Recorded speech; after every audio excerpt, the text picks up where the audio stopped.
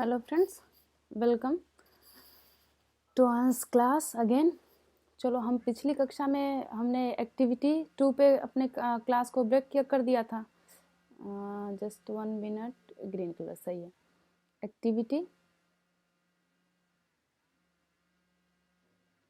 Activity 2 पर हमने class अपना ऑफ कर दिया था। अब हम यहाँ से स्टार्ट करते हैं कि यहाँ पे क्या था कि हमने क्या किया था, मंड का परीक्षण। यहीं पे हेडिंग हम छोड़ दिए थे, test for starch. Test for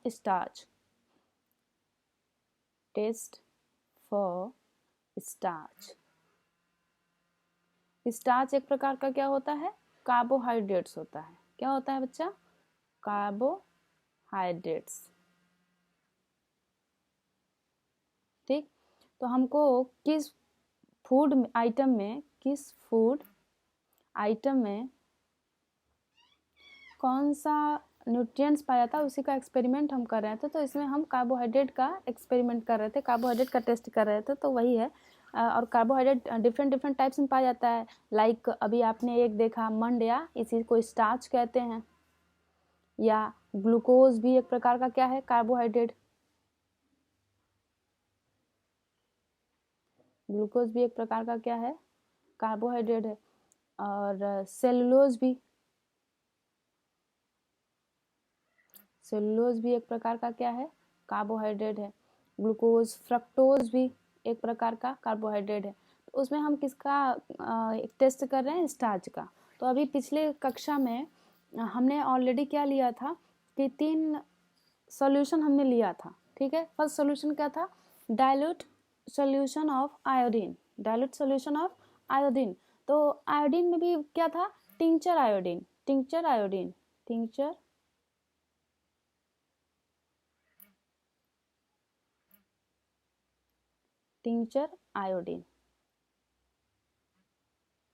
अब देखो, टीचर आयोडीन क्या होता है।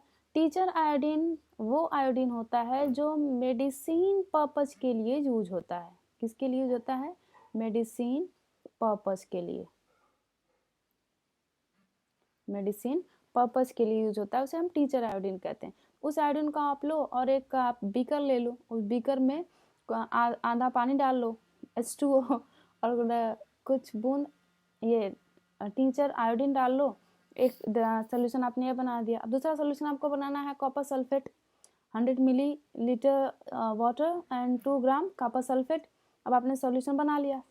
थर्ड सोल्यूशन आप है 100 millilitre water with 10 gram caustic soda. NaOH जो डिटर्जेंट होता है उसे कास्टिक सोडा कहते हैं, NaOH, सोडियम हाइड्रोक्साइड। घोलने से हमें अभिष्ट कास्टिक सोडा विलयन मिल जाएगा। 3 सोल्यूशन आपने ले लिया। अब चलो, अब क्या करें, मंड का परीक्षण, टेस्ट फॉर स्टार्च। परीक्षण के लिए खाद्य पदार्थ या कच्ची सामग्री की अल्प मात्रा लीजिए। Okay, take it. इसमें तनु आयोडीन विलयन, डाइल्यूट आयोडीन सोल्यूशन की 2 से 3 ड्रॉप डालिए। खाद्य पदार्थ के रंग में होने वाले परिवर्तन को, किसमें परिवर्तन को, रंग में होने वाले परिवर्तन को देखिए। क्या यह नीला या काला हो गया? यह नीला या काला रंग मंड की उपस्थिति दर्शाता है। तो खाद्य पदार्थ में यदि आयोडीन है, सही है, तो यदि आपने उसमें आयोडीन का ये विलयन डाला, डाइल्यूट सोल्यूशन डाला, तो अब उस जो खाद्य पदार्थ का रंग होगा वो किस में परिवर्तित हो जाएगा, नीला या काला में। जैसे देखो यहाँ पे किया है, ये स्पेशली ये एक्सपेरिमेंट किस पे हुआ है, पोटैटो पे।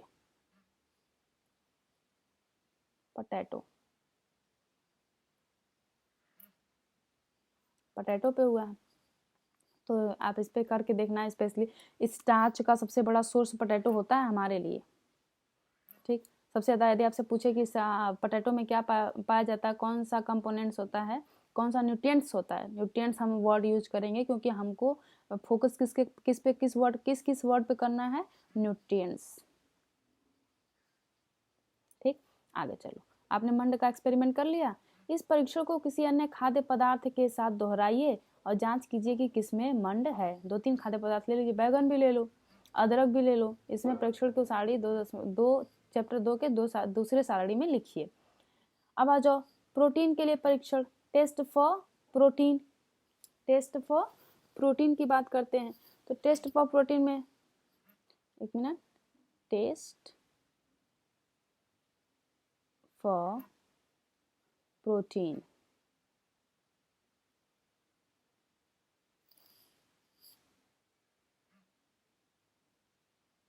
Test for protein.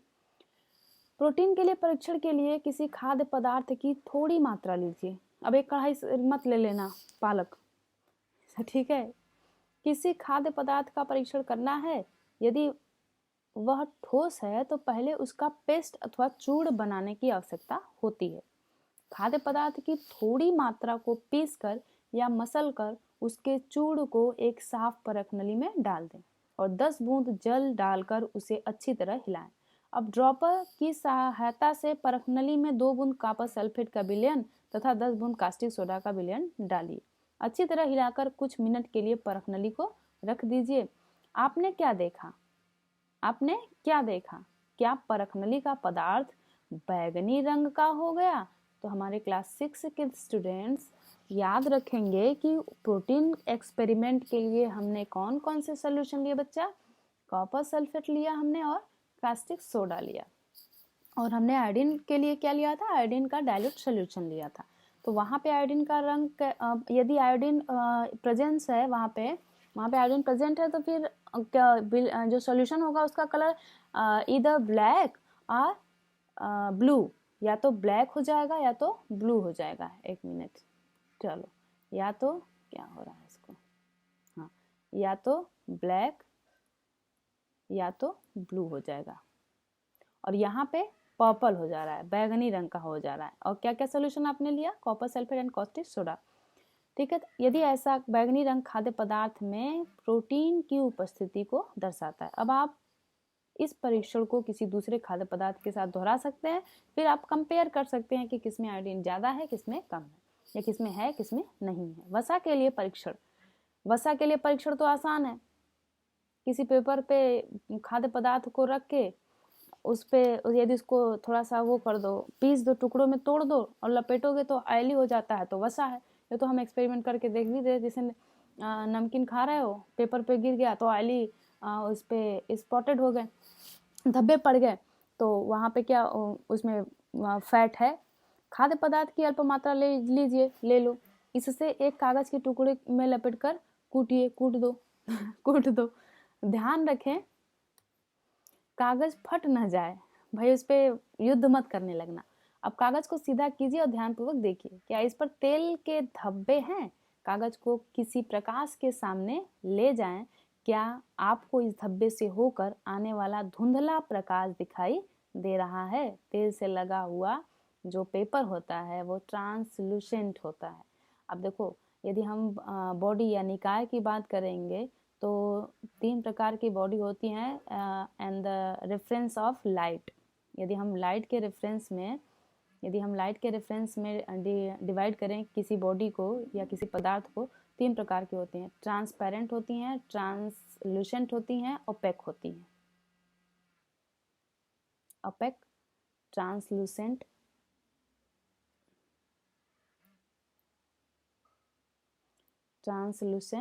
और ट्रांसपेरेंट होती हैं।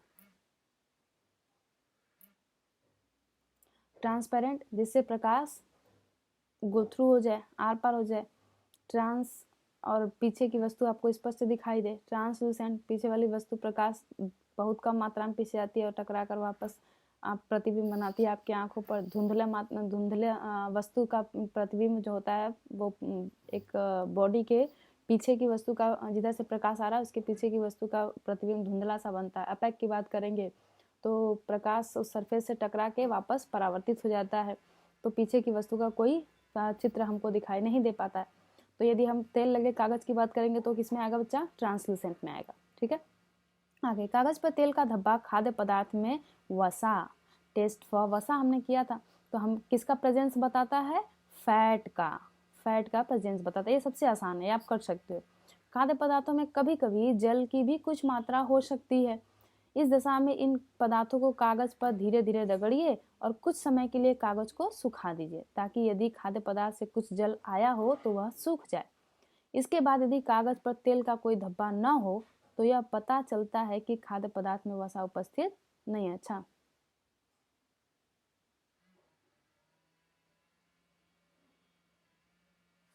ये वसा के लिए ही था। तो जल के लिए भी कर सकते हो आप। ये परीक्षण क्या यहाँ पे थोड़ा सा मिस्टेक, एक मिनट। खाद्य पदार्थ में कभी कभी जल की भी कुछ मात्रा हो सकती है।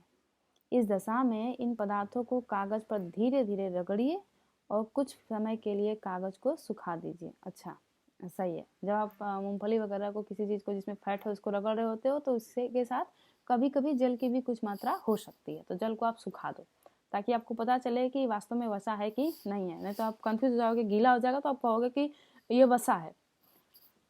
धूप में सुखा दोगे तो जल वाष्पीकृत हो जाएगा लेकिन वसा वाष्पीकृत नहीं हो पाएगा उतने तापमान पे। तो आप पता कर लेना। चलो, ये परीक्षण क्या दर्शाते हैं? क्या वसा, प्रोटीन तथा मंड उन सभी खाद्य पदार्थों में उपस्थित है जिनका आपने परीक्षण किया? नहीं। डिफरेंट टाइप्स के किया तो कहाँ से होगा? यदि हम पालक में करेंगे, एक तरफ पालक ले लिया हमने और एक तरफ मूंगफली ले लिया, स्पेनिच ले लिया और एक तरफ हमने ग्राउंड पी ले लिया, ग्राउंड पी। तो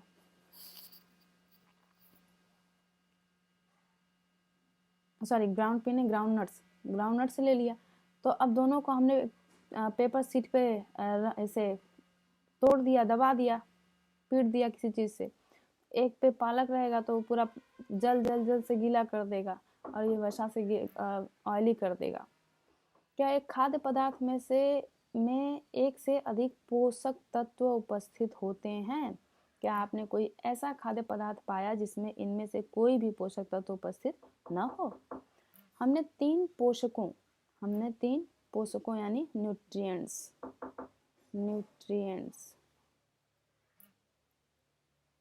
हमने तीन पोषकों कार्बोहाइड्रेट्स, प्रोटीन तथा वसा के लिए खाद्य का परीक्षण किया था। विटामिन तथा खनिज लवण जैसे अन्य पोषक भी हमारे विभिन्न खाद्य पदार्थों में उपस्थित रहते हैं। इन सभी पोषकों की हमें क्यों आवश्यकता होती है? इन सभी पोषकों की हमें क्यों आवश्यकता होती है? ये सबसे बड़ा क्वेश्चन है। याद रखना, कोई भी काम कार्य कारण सिद्धांत हमेशा याद रखना। कोई भी कार्य हो रहा है तो वहाँ पे कोई न कोई रीजन जरूर है, ठीक है। तो इसी को कहते हैं कार्य कारण सिद्धांत। यदि हम अलग अलग प्रकार के भोजन खा रहे हैं तो उसका भी कुछ कारण है। यदि हम भोजन खा रहे हैं तो क्यों खा रहे हैं उसका भी कुछ कारण है, ठीक। विभिन्न पोषक हमारे शरीर के लिए क्या करते हैं? What do various nutrients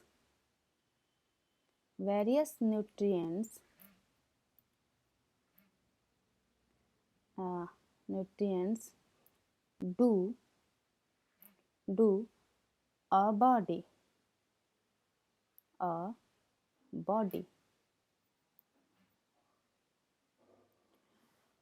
What do various nutrients do a body? ठीक है, विभिन्न पोषक हमारे शरीर के लिए क्या करते हैं? Chapter 2 and heading 2। ओके, अब यहीं पे हम इस वीडियो को रोकते हैं। अब ये जो कार्बोहाइड्रेट के कुछ सोर्स, ये सब चीज़ें हैं, ये इसी फिगर के साथ आएगा। देखो यहाँ पे लिखा है 2.2 हो गया, तो यहाँ पे 2.3 है, मीन्स इसके बाद हमको ये पढ़ना है, फिर 2.4 को पढ़ना है। इसमें सोर्स को हम देखेंगे, क्वेश्चन भी हम साथ साथ डिस्कस करते हुए चलेंगे। Okay, thank you. और पीछे वाला चैप्टर ज़रूर से पढ़ लेना, एक्सरसाइज भी कर लेना, व्हाट्सएप कमेंट कर देना। और आप लोगों से जो बड़े क्लास के लोग हैं जिनके पास सेल फोन है, वो अपने यहाँ जो क्लास 6 के बच्चे हैं, उनको ये वीडियो ज़रूर दिखाएं NCERT का। क्योंकि जिस हिसाब से स्कूल ब्रेक डाउन हुए हैं, स्कूल में जो कनेक्टिविटी बच्चों की हटी है, बच्चों का एजुकेशन और स्कूल की जो स्थिति हो गई है वो एक प्रोफेशन हो चुका है, वो एक बिजनेस हो चुका है। तो वहाँ पे बच्चों के अंदर थॉट एलोबरेट नहीं किया जाता, उनका इनोवेटिव माइंड क्रिएट नहीं किया जाता, एक तरह से समझ लो उन्हें रटंत विद्या दी जाती है। तो ऐसे में उनका कॉन्सेप्चुअल नॉलेज बहुत ज़रूरी है, और ये आपकी भी रिस्पॉन्सिबिलिटी होती है कि वो कॉन्सेप्चुअल सोचें। यदि आप फंडामेंटल राइट की बात करोगे तो फंडामेंटल ड्यूटीज़ जो आपके प्रति, आपके समाज के प्रति, आपके पेरेंट्स के प्रति, आपके कंट्री के प्रति है, तो फंडामेंटल ड्यूटीज़ में लिखा हुआ है कि आप वैज्ञानिकता का विकास करें अपने आसपास के लोगों में।